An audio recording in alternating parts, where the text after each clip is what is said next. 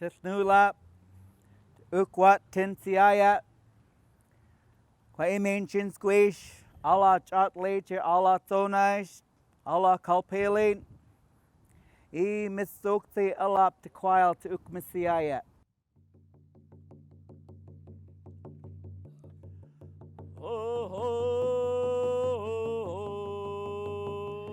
I forgot who I was and where I came from.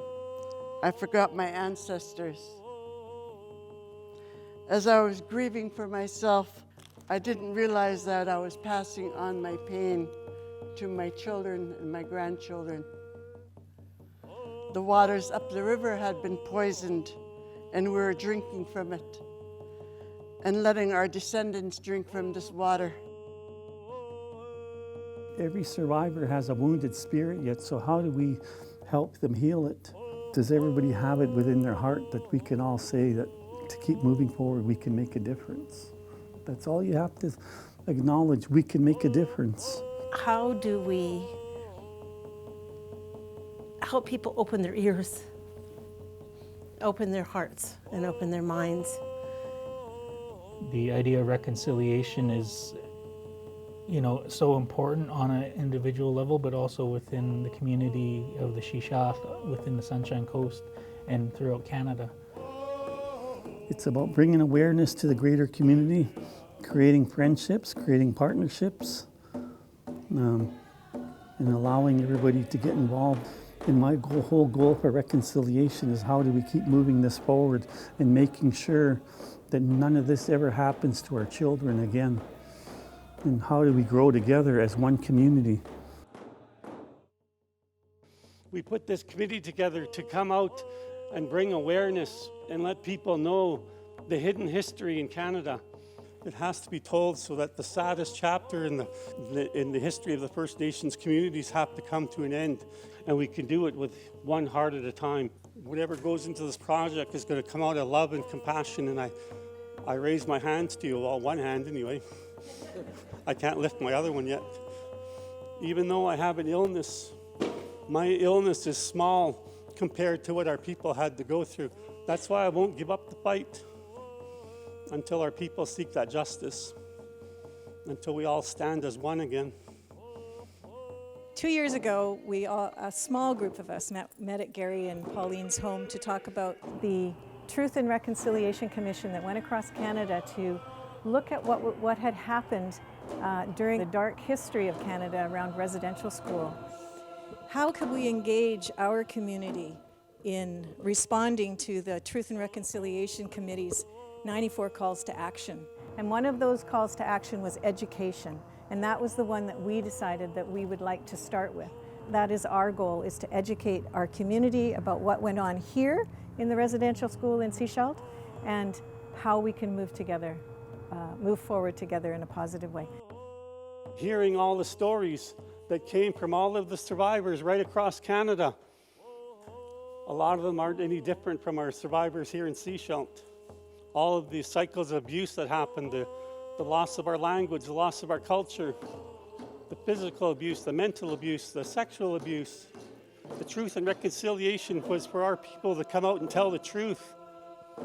Now it's time that we move in another direction, that we acknowledge each and every one of them, but we also stand up and say, now it's time to reconcile. Often we see people coming in and say, well, we've got your solution. This is what you have to do, and they inflict some cure on the community from Ottawa or some other area. This is coming from here, our communities. And I recognize that the healing isn't just on the Native side. There's a lot of healing that we have to do on our side. We've got work to do too. I think reconciliation work is the work of generations. You know, there are 7 generations that went through the residential school system, and I think it's on the other side of that, there are 7 generations of healing. And I think a lot of that healing is in parallel. There's 7 generations of healing for Indigenous people, and there's 7 generations of healing for the colonizers, because I think there's so much brokenness within Western culture for us to believe that it was okay to do those horrendous things.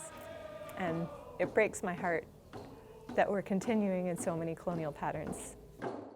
I found in my travels to Europe, where I spent a lot of time in places like Auschwitz, looking at histories of violence and racism, similar to what others have said today, that it's a lot easier to look at the faults of others than to recognize them in our own selves.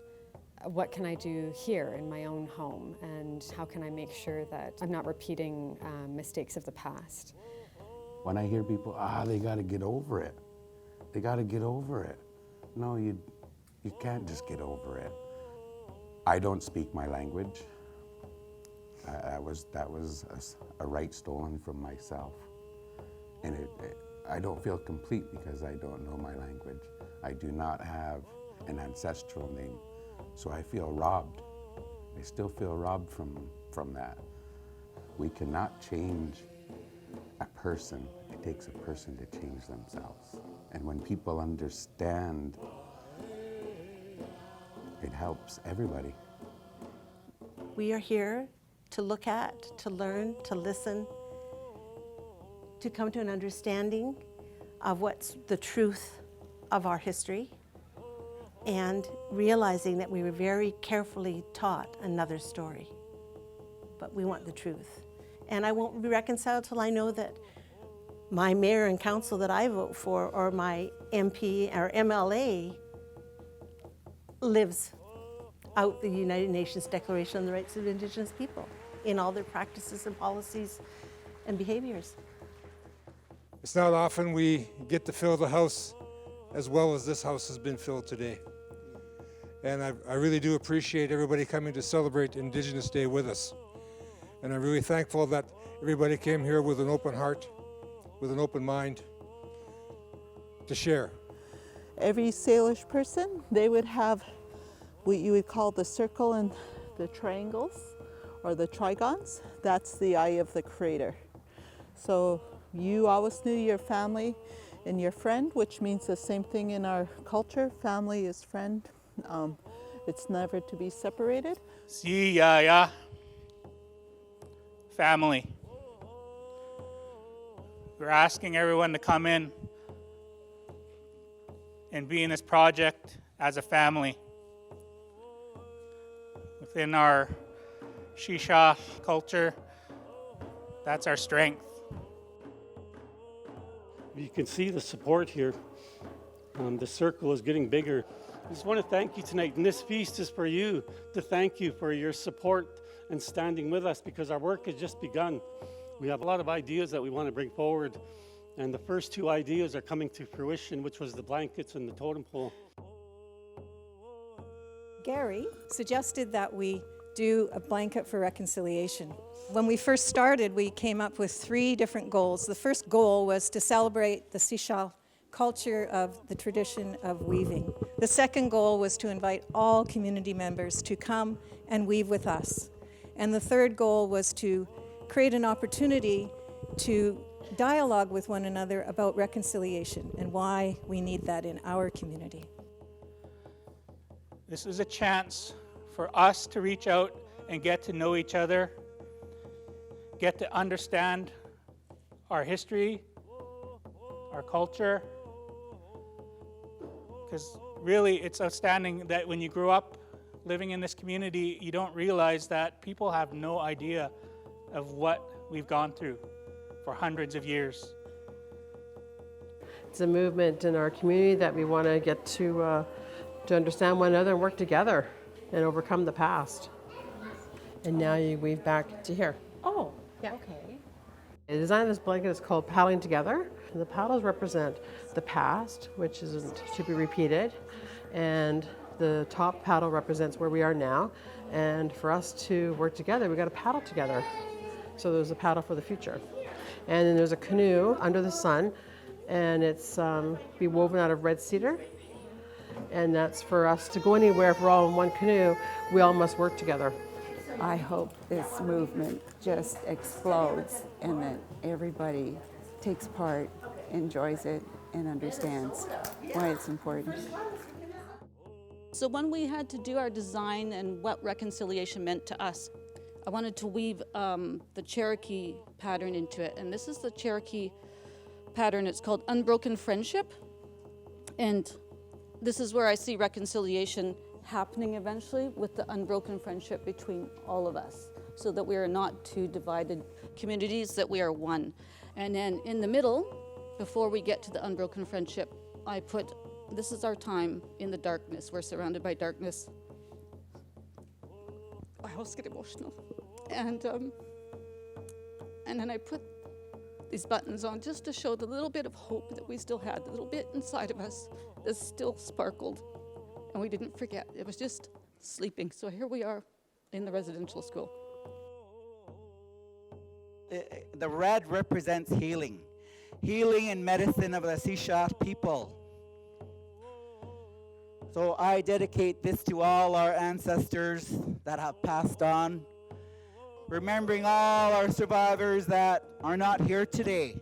Because these are reconciliation weaving, we're also going to gift them tonight. I'm going to call up Carrie Malman, the principal of Aboriginal Education. She's going to get Andy's speaker's blanket, so every time she goes and speaks on behalf of our people, she gets to wear your shawl.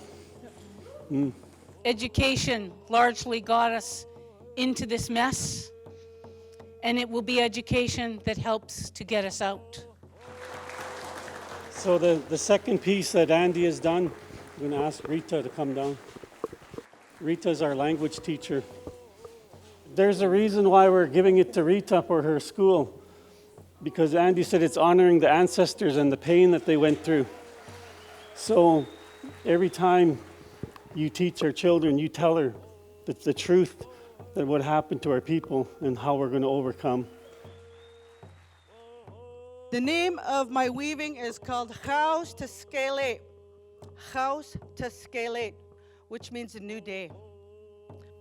I chose the Seashell Inlet because it is now a shared inlet with everybody. You know, it's not only Seashell Nation, it's the Seashell community as well. And we are going to work together, and we're going to build reconciliation. There's a mistake in there. You know, we're not perfect. I got this one lady to weave in there, and she made a mistake. I left it in there because we are still not perfect yet. You know, we still have a long way to go with this reconciliation. I don't know how long it's going to take. It may take a few years to get to where we need to go, but we're on the right direction.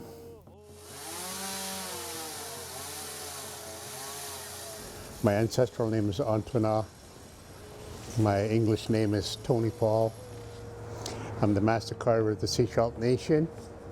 I've been commissioned by the Syiyaya reconciliation movement to carve this totem pole. The name of the project is Carving Tears into Dreams of Reconciliation, because of what has happened with First Nations people across Canada within the residential school system. Here in Syiyaya, this whole area here was the grounds of the residential school. I'm a 10-year residential school survivor myself. Being able to chip away at my totem pole, you also will become a part of the history in this totem pole, but also you will also be a part of my healing journey. Carving tears into dreams of reconciliation. It has so much meaning, and same with the blankets, weaving tears into dreams of reconciliation. We're here, we're coming back strong, and we're sharing our culture and our traditions and our stories with everybody.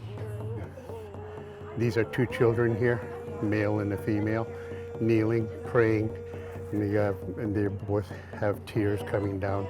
They are holding rosary beads in their hands, and it represents all First Nations people that were put into the residential school system. It also represents the very first two people that were registered into the Syiyaya residential school here, Dave Paul and Cecile Alec, the very first two band members from here to be registered.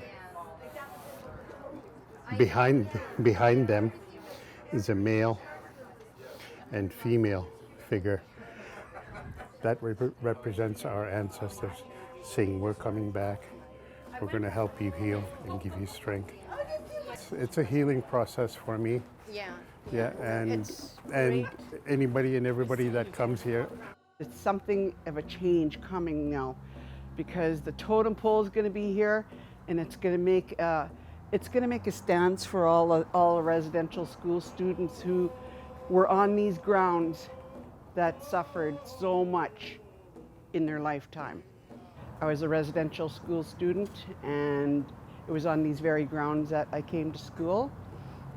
We were beaten, we were starved, we were persecuted, we were sexually abused. We'd look in the classroom and one of the chairs was empty, and that was either a boy or girl missing that day. And we'd all look at each other and we know that child was murdered. As children, we've seen a lot. We've seen so much things that people wouldn't even believe what we've seen. It was a hard life for us, and most of us didn't make it. So we were doing this totem pole basically for all the ones that have passed on. And I'm also doing a medicine blanket. And the medicine blanket has never been shared in our family. And so I remember it as a child when my grandmother worked on it. So I have the first-hand knowledge of what a medicine blanket really is. We didn't have doctors when we were little kids, or when we lived in the mountains and that. So the only way they could treat us was through medicines in our blankets. I've really jumped into my culture because I needed to. Now I could speak about my past without crying. Before, you couldn't even talk to me. In the 1800s, all our regalia, all our cultural artifacts, all our culture was put into a big pile and was burned. So to see all of them doing this, and when you guys come out, you can't understand how much it means. It brings out a lot of emotion. These people put their hearts and souls into their work, and they revive the ancestry, the memory of our ancestors while they're doing that. I've heard the words reconciliation more times than I care to admit in the last couple of years, and for some, it's a punchline. But in this house, where we can only speak truth, where we can only speak from the heart, and where we are all equal, this is true reconciliation. This shows one heart, one mind. Our people are getting educated today. Our people are smart. Our people are powerful. You notice from our dancers, they know who they are. The fact that we have drummers and singers and carrying on our traditions, and the fact that we have the children coming in, that is unbelievable medicine. That's the strongest medicine we have. It gives us a sense of who we are again. From here on in, none of our children are going to be harmed again. But the story has to be told. Just asking that everybody can see within their hearts to be part of the solution to have this movement keep moving forward. Thank you, all my relations.